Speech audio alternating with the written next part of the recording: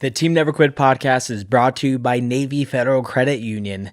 Navy Federal has all the financial tools and resources that you need to dominate debt. Go check out NavyFederal.org for more information today.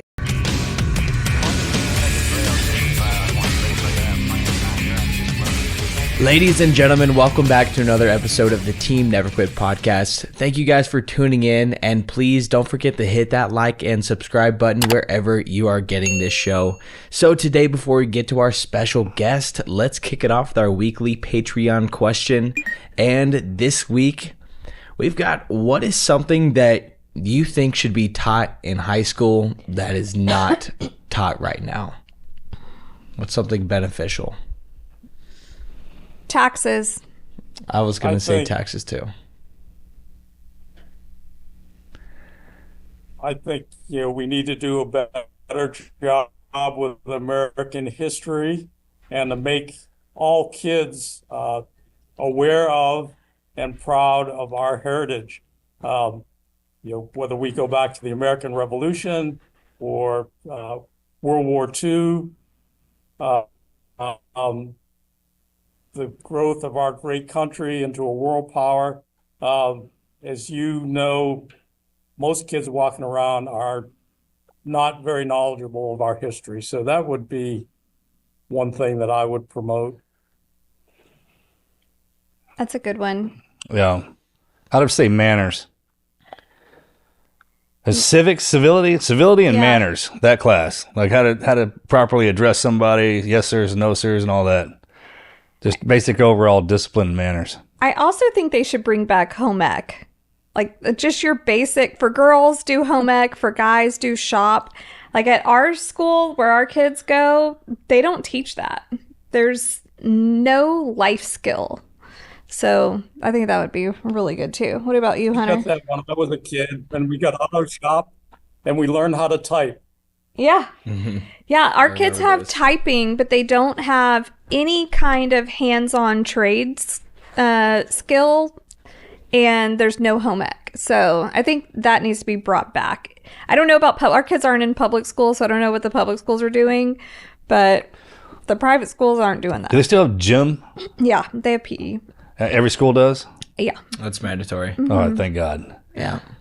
Maybe a class where you don't have any tech.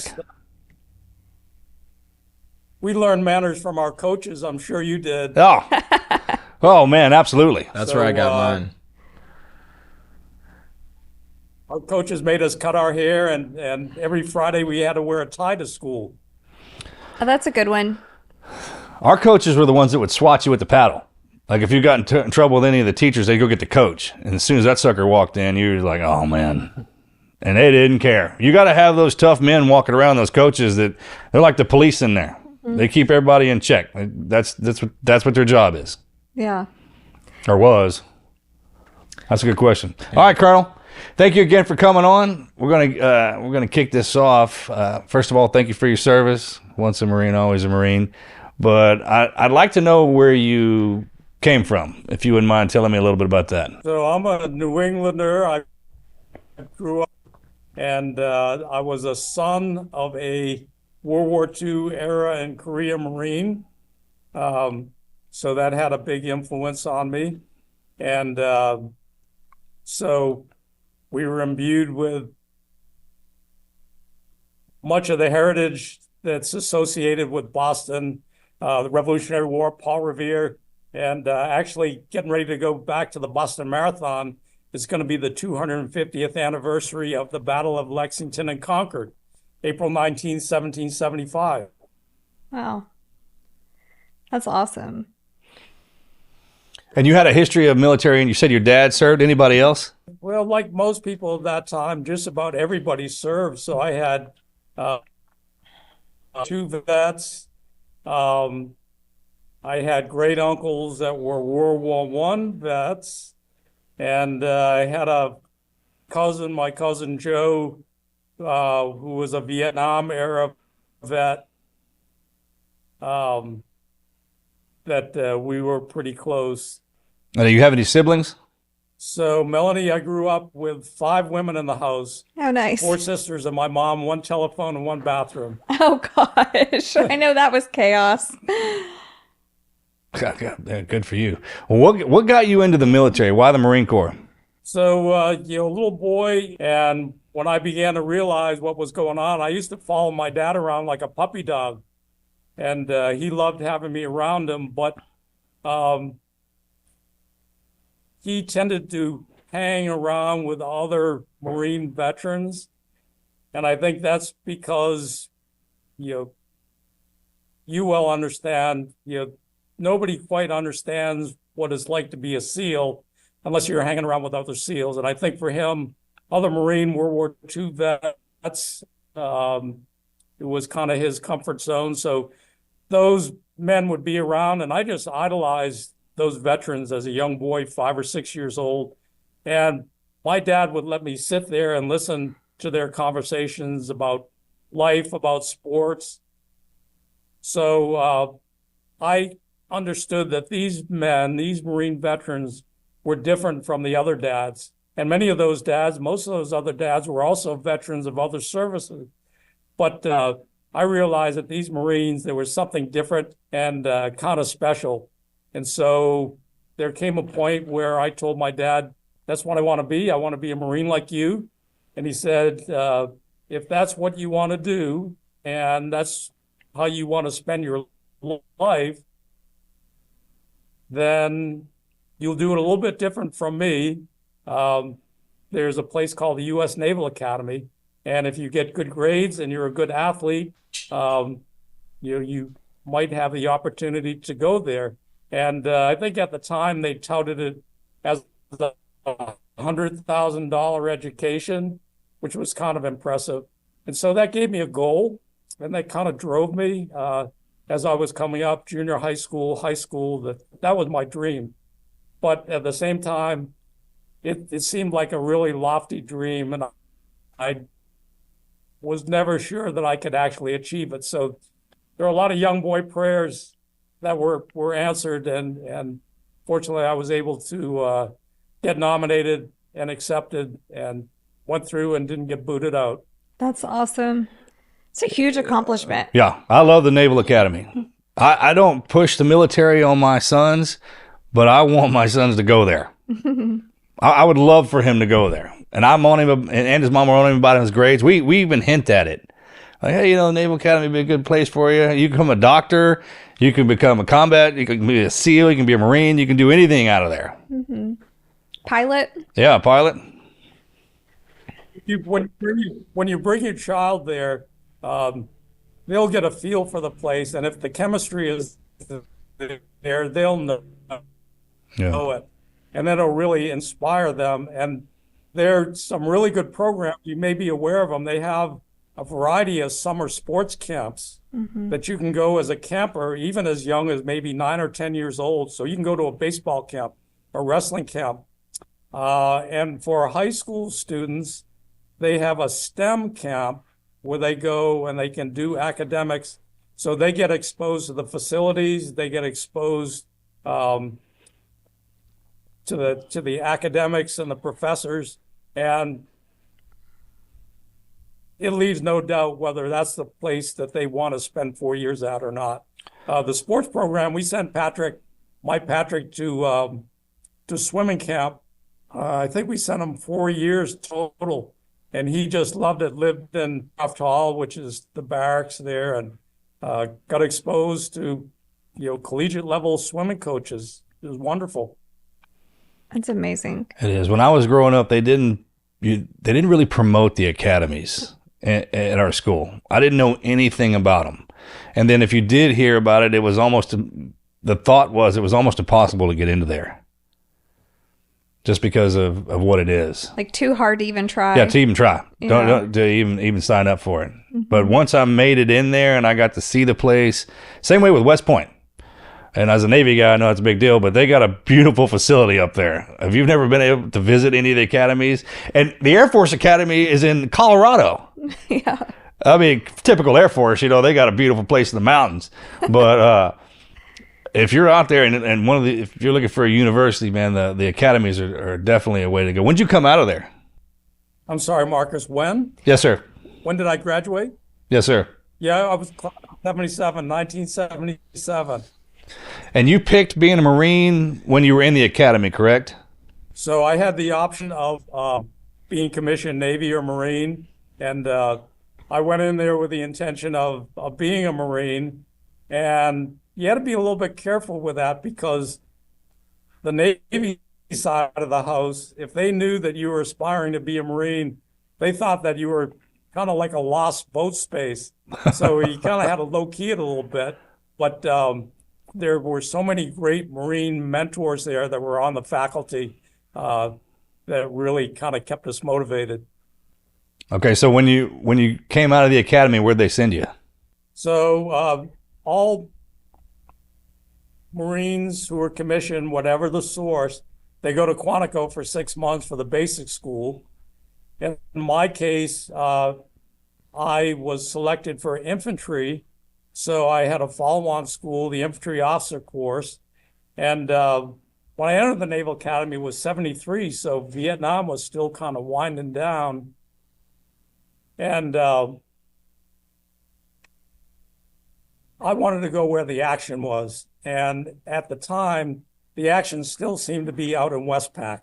And so I got sent to Okinawa to 3rd Battalion, 4th Marines, and started as a platoon leader. How was that? It was awesome. First of all, I want to back up, considering the era, one of the great Navy heroes was there on the staff after he got released as a POW, Admiral Stockdale. Yeah. And so we all had the opportunity to kind of get to know him and be inspired by him. But Okinawa was terrific because it was, unaccompanied tour. And I was very lucky because, a new second lieutenant, you're really dependent on your staff NCOs. And they're the ones that guide you and keep you out of trouble. And in my case, Sergeant Will Green, who I'm still in contact with, you can imagine this new second lieutenant, his staff sergeant, had already had 2 tours in Vietnam and 2 tours on the drill field and 2 Purple Hearts. And so that was the staff NCO who guided me and got me off to a real good start on my Marine Corps career. Yeah, I've always heard that, especially in the Marine Corps. Those sergeants, they're the ones that run that sucker, man. They keep everybody's ass in check all the way up to the top and all the way to the bottom. The corporals are a big deal. You got a squared away corporal. That's awesome. It's like, but if someone walks up to you and they're like, I was a sergeant in the Corps, and they're like, all right, check, roger that. And then if you know he's been in combat and had his ass shot up, he's got some Purple Hearts and the drills. The drill sergeants are something because they're a Marine. That's what I mean, like the hat, the whole 9 yards, the square jaw, and just freaking light you up. I remember that for sure. Awesome. Yeah, it's a good time. How long were you out there? So it was a 13-month tour, and before the end of my tour, the monitors, the career managers came out, and they were trying to get officers, company-grade officers, to go to the drill field because there had been some problems, and they started a program where each recruit series mandated that they have 2 series officers rather than 1 to try to prevent some of the abuses that were going on. So my career manager came out, my monitor, and he said, Hank, you're probably going to be going to the drill field. If you volunteer, I'll give you a choice of where you can go. You can choose Paris Island or San Diego.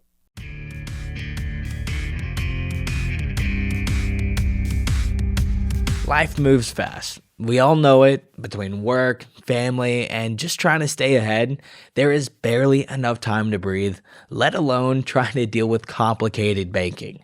That's why I am all in on the next gen baking with Navy Federal Credit Union. They've built an all-in-one experience that actually keeps up. I'm talking lightning fast direct deposit setup, checking with no service fees, and ATM fee refunds that put money right back into your pocket. But what really sets them apart is that you can get access to real financial counselors, people that can actually help with your budget, knock out debt, and even build your credit score by reporting on-time bill payments. That is a game changer. It's personal, it's smart, and it's all right there in the app. Super easy to set up and see. Custom notifications, fraud protection, full financial picture right into one simple spot. This is the next gen baking, and Navy Federal is leading the way. You can learn more about this at NavyFederal.org. Navy Federal Credit Union, our members are the mission.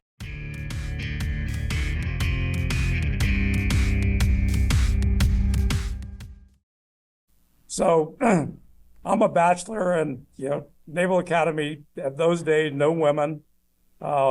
Actually, my last year, the first group of women came in, but being out in Okinawa, social life wasn't great. I said, send me to San Diego. Amen. Amen.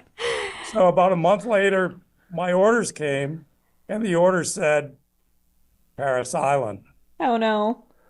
So I'm back there in Okinawa, call back to DC, talk to the captain of the monitor, and said, hey, sir, you said if I volunteered, you'd send me to San Diego. And he said, yep, I know. I lied.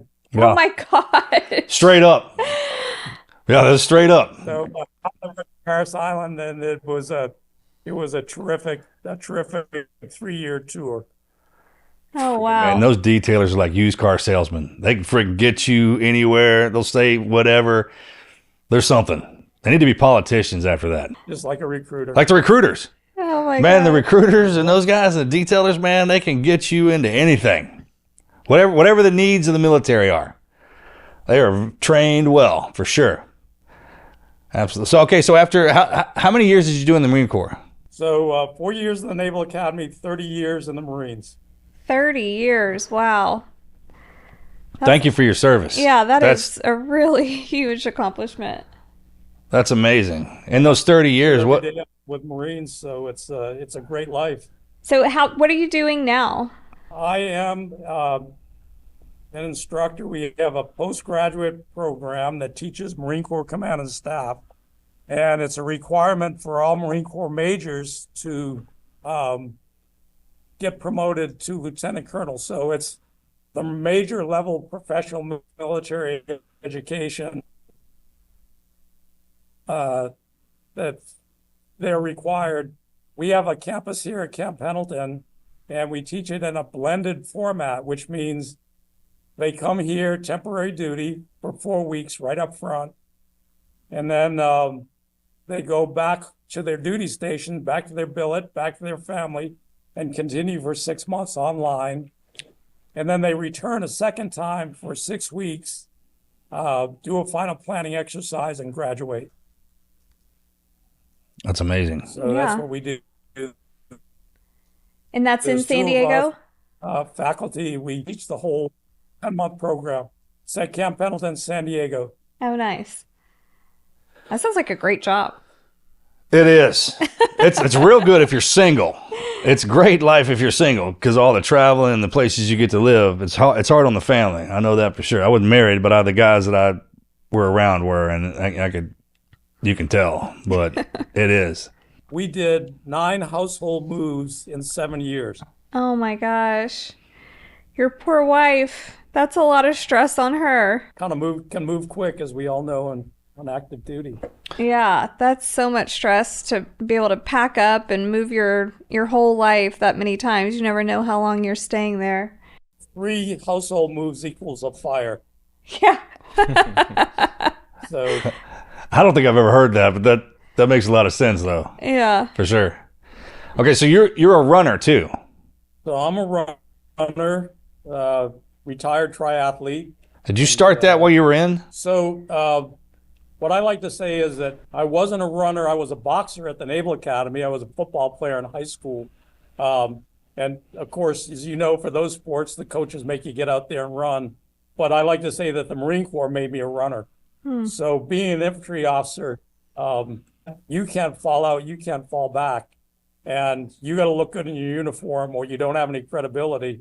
So what is there that gives you most bang for your buck, that you get the most for the amount of time that you invest in it? And I felt like endurance running was the thing that was going to give me that. And how'd you start doing that?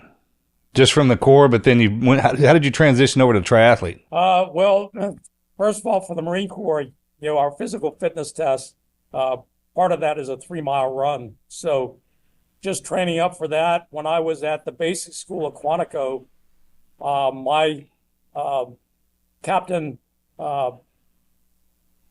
platoon commander there was a big marathoner. And he took us to, all of us, to my first race, my first sanctioned race, which was a Virginia 10-miler. And I really enjoyed that. But along with that, I always had in the back of my mind the marathon. So coming from Boston, when you're going through school, when they teach you about the history of Boston and our heritage, we have the Red Sox, we have the Celtics, we have Paul Revere, and we have the Boston Marathon. And so just, from your earliest memory, you know what the Boston Marathon is about. And I had a grandfather that ran it in 1916. So I always had this kind of dream of or ambition to run the Boston Marathon. So when I was at Parris Island, I found out about the Savannah Marathon, which back in 1980 was my first marathon race. So I trained up and I did that. And I said, that wasn't too bad. I'd like to do another one. But then at the time, something that had gained a lot of notoriety was the Ironman triathlon in Hawaii. And a couple of other buddies and I said, why don't we go do that?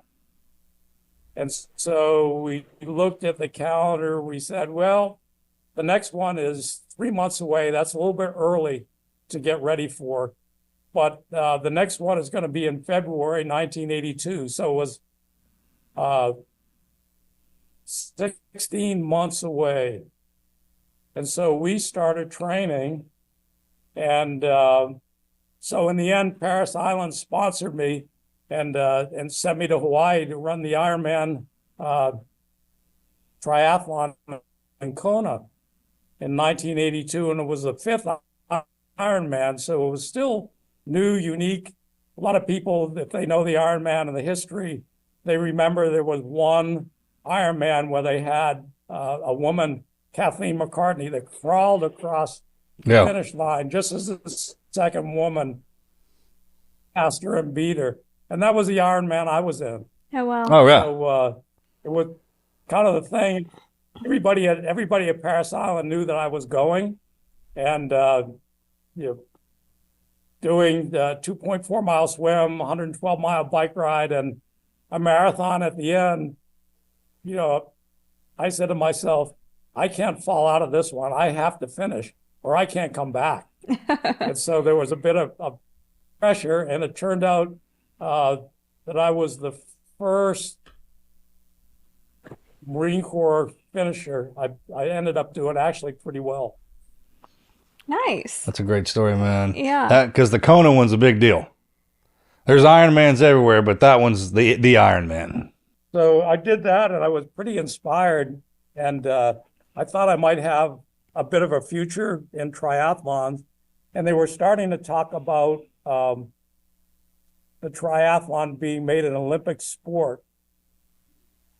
And so with that idea of mine, I thought, I think I'm going to do my 5 years obligated service and get out and see if I can make the Olympics in the triathlon. So I came back from Kona.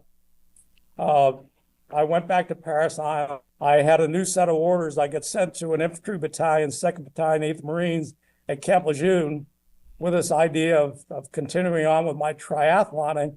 And it's funny how things work. Yeah, I got back there and they were in the training cycle to get on the ships and go out to the Med. And I got back there and we did our pre-deployment training and got on the boats. And we sailed over, and very shortly after leaving the East Coast, the Israelis invaded Lebanon. And it was the very beginning of the operations that occurred in Lebanon that we were involved in from 1982 to 1984. So the short story was that on that deployment, I ended up in Lebanon, and then we came back and we were in the cycle to return, just in the rotation of units going in and out of Lebanon as peacekeepers. And it turned out that we got on the ships and we got ready to go back in 1983. At that time, I was now a captain company commander of Echo Company 28. And 5 days at sea, two things happened. It was a Sunday morning, October 23rd, 1983. Number one, the ships were heading south. They weren't heading east. And you know, Marcus, how a ship feels when it's going at full power. It kind of shakes. Mm-hmm. The ship just rolls.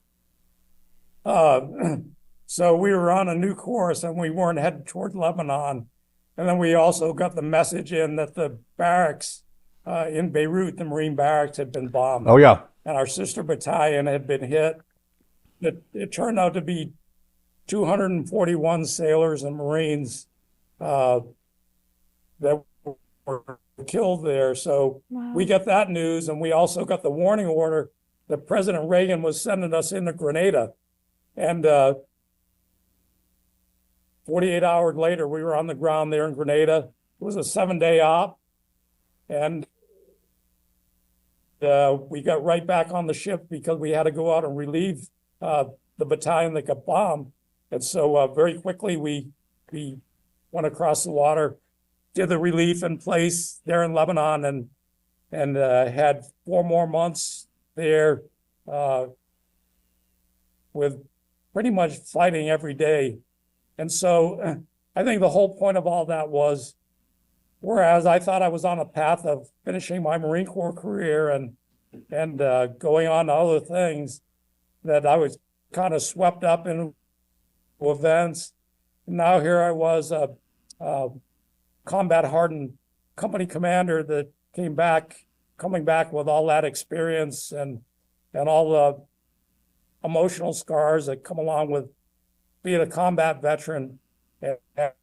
And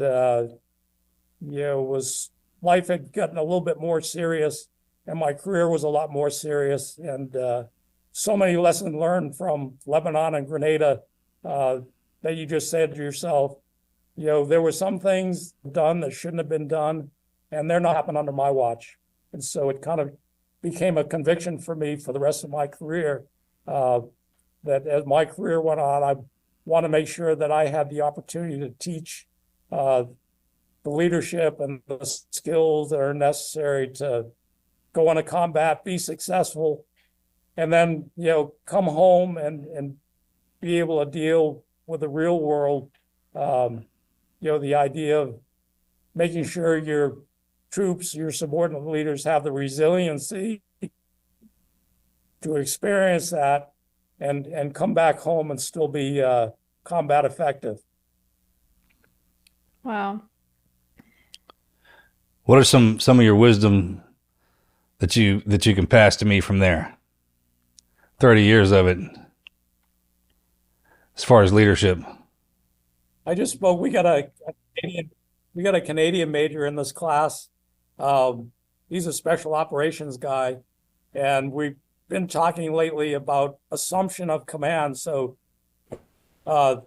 these officers, their next command would be a battalion or a aviation squadron, and some of the challenges that are inherent in command And we have an adage that nice guys kill Marines. So everybody wants to be the popular guy and the likable guy, but there's some things that your inexperienced troops don't know. You have to enforce the law, and you have to be a hard guy. You have to be a bit of a prick, and they don't really understand where that's coming from. But if you're not willing to do that and you let things slide, then people are going to get hurt, and you're not going to take all your people home. So, the very simple example, in Beirut, there were some leaders who were willing to kind of cut the corner. We have these alert conditions, and in the alert conditions, if you're at a high alert, you're required to have your helmet on with the chin strap fastened and your flak jacket on and completely sealed up, not opened up to get a little bit of air in there when it was hot. And units where it was lax, the Marines would be around with their helmet just on their head without the chin strap on and the flak jacket open to let the air in. So we never knew when we would come under a barrage, a mortar attack, or rockets. And there was a group of engineers that were out playing football. And all of a sudden, the first round came in, and one of the Marines hit the deck, and the first thing that happened, his helmet rolled off. The next round came in, and a piece of shrapnel took the top of his head off. Oh, gosh. And there were other occasions where that shrapnel, you know how it is, it's going to find that little space, that opening, or it's going to go under your armpit, and it's going to get in there and get you. So leaders have to understand what the reason is for those things, those rules that we learn the hard way, and to be able to enforce them. And if you're dynamic enough, you can sell it. But the adage, nice guys kill Marines, is something that I live by and something I continue to teach.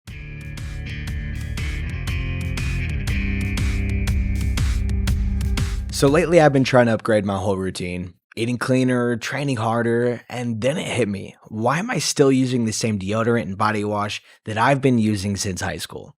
That's when I found Cremo, and it's been a total game changer. You get 48-hour odor protection, barber-grade quality, and scents that actually smell like something a grown man should wear. My favorite is definitely the Italian bergamot. It is so clean, it's so good, and ever since I've been starting to wear it, my girl cannot get enough. Every time I'm walking by, she's always leaning in for another whiff. It is just so good. Cremo's multi-layered scent tech keeps you smelling fresh all day long. No need to reply and no residue. Just smooth, premium coverage that works. Your scent says a lot about you, so make sure it's saying the right thing. Check out Cremo's new line of antiperspirants and deodorants at Target or Target.com. Palo Santo and Italian bergamot, you're going to thank me later.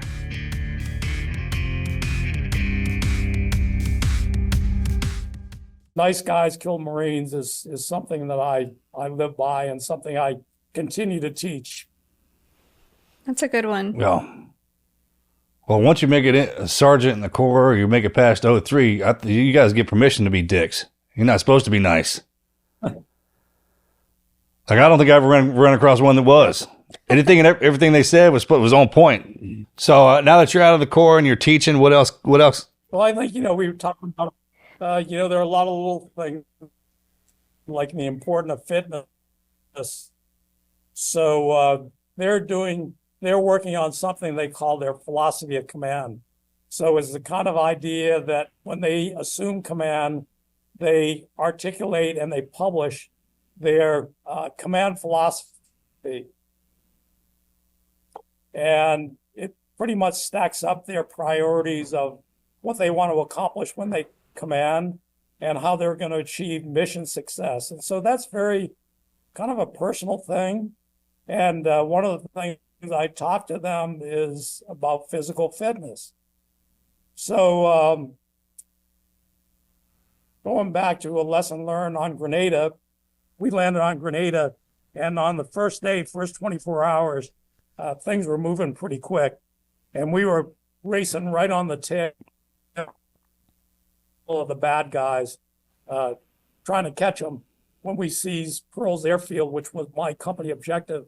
And within the first half hour, I had a key leader who fell out from heat exhaustion. And he was, you may know that we have 3 categories of fitness. When we run our physical fitness tests, you can be a first class PFTer, second class, or a third class. This Marine was a third class PFTer. And within a half hour, his leadership was lost, and his number 2 had to fall in and take his place.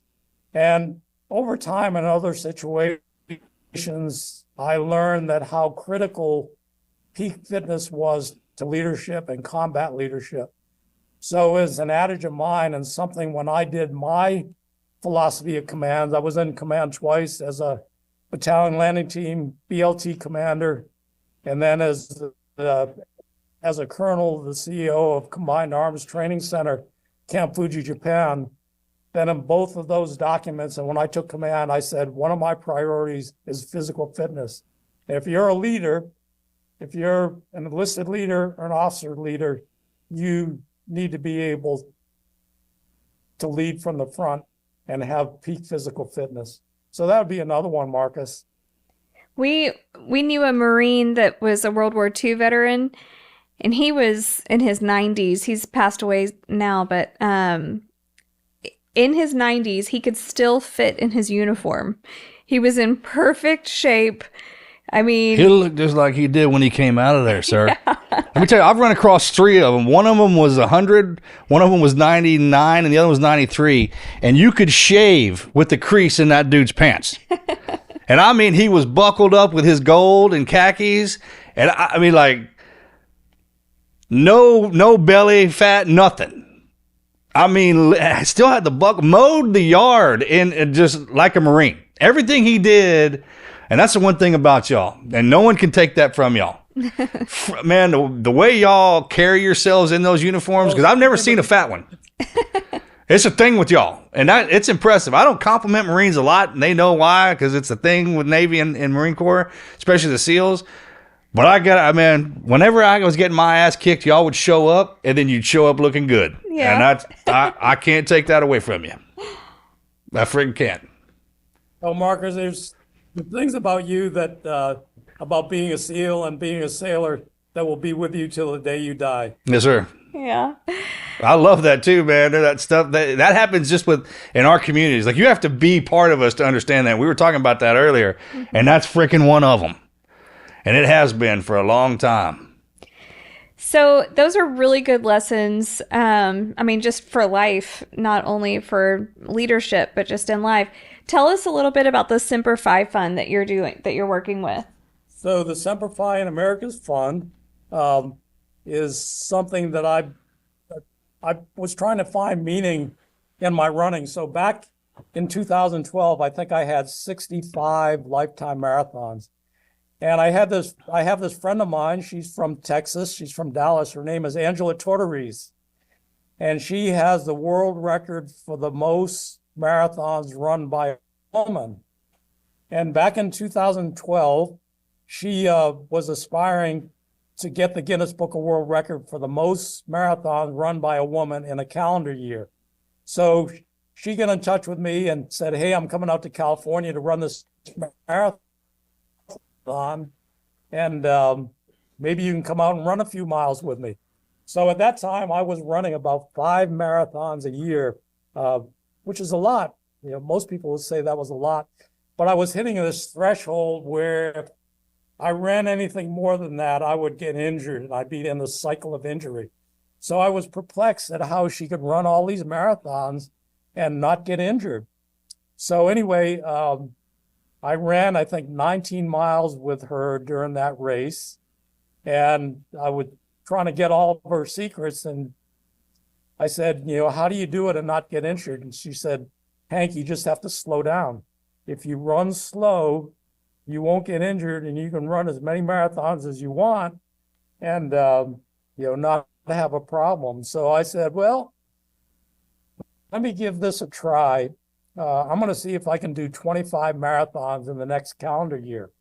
And so that was 2013, and I did it, and I began to find out about all these marathoners who had, 200 lifetime marathons, 500 lifetime marathons, 1,000 lifetime marathons. Angela right now, I think, has about 1,250 lifetime marathons. God. So anyway, I was successful when I was starting to get into this group of people who, and, it was a little bit of a fraternity, but I needed to find a little bit of meaning in doing all that. So you take time away from your family and other things in your life. And, I said, this is not going to be anything more than an indulgence unless I can find a meaning. And so I found the Semper Fi in America Fund to be able to run for wounded warriors and their families. And I could now say, now I've got a purpose behind all these marathons. And so that's how I got started. I've been doing it since 2014. And I'm just passionate about it because I've seen, I've been able to take veterans in need and connect them with caseworkers with the fund and see them get immediate assistance. And whereas in many cases, you find a veteran in need and you go to other organizations and it's just a bunch of hype.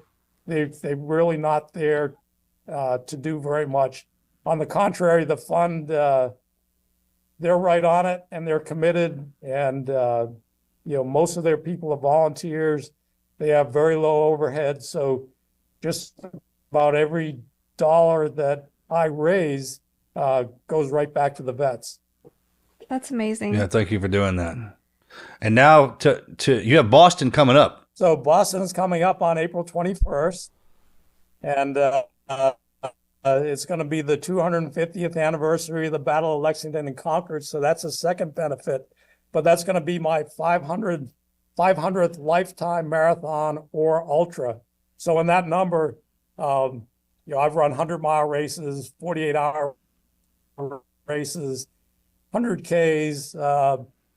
Regardless, if it was a 100-miler, it only counted for one of those 500. Wow. So God willing, number 500 will be on the 21st.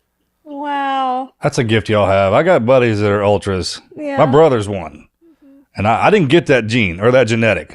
I even tried. It's like one of those things. It's not what I didn't get that on the pass down. So the fact that you have that, how can we follow you and keep tabs on you while you're going through all that? Help promote what you what you're doing.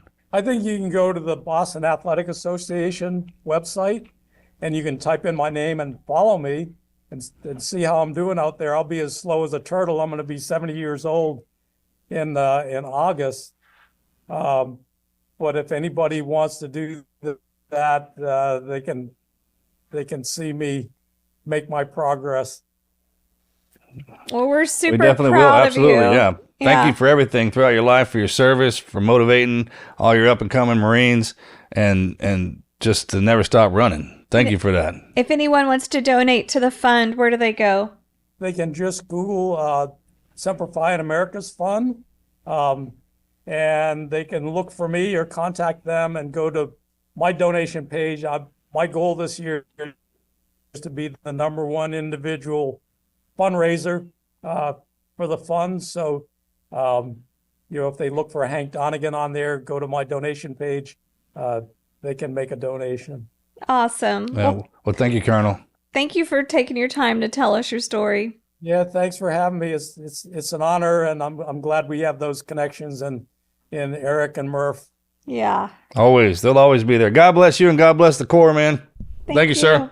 One of the things I didn't get a chance to say, Marcus, is that, you get a lot of solitude out of marathon running and ultra running. And so I try to be pretty open about my PTSD. So I'm 100% service disabled. And, I'm universally, almost every warrior comes back with at least a little bit of PTSD. But, every 7 days I'm running at least the marathon distance. And I need that solitude. I need to get out there with God and nature. And it keeps me, it keeps me level. So I know, you can identify with that. And I share that with others as a part of that resiliency, that if you're an active duty person, and you're going to combat or you've been back from multiple tours, to try to help keep things in check. It really helps me. Yes, sir. I search for that constantly. And I finally wandered into a CrossFit gym, and just to stay busy, to keep beating on my body, and just being around all that is helps me out considerably as well. I don't have the dynamic anymore to run in me. It actually injures me every time I try and do it. So I have to find something else to do. I hit the rowing machine a lot. But you walk a lot. And I walk a lot. Walking is good. They get the 10,000 steps. So both of you can get 10,000 steps a day, no matter what combination. That really adds up to something good for your health. Yes, sir. Yes, sir. Well, thank you for the advice and the wisdom, sir. God bless you. Tell all those Marines I said what's up. Come on out here to San Diego and visit us. We'll let you talk to the seminar. Yeah, roger that. Yes, sir. Love that. This is the Team Never Quit podcast. So buckle up, Buttercup.